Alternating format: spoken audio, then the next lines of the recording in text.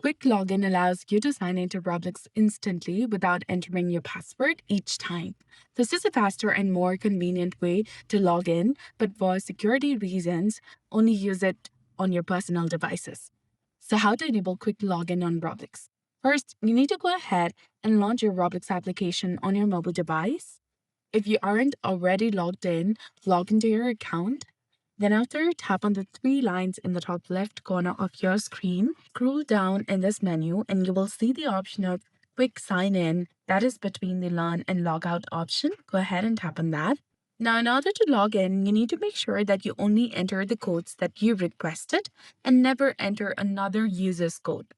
You need to go ahead and enter the code from other device, like wherever you are logged in, beside the one you're using right now. And once you enter the code, the quick sign in will be active on your Roblox. So that's it for this video. I hope you found this helpful. If you did, please like, share, and subscribe.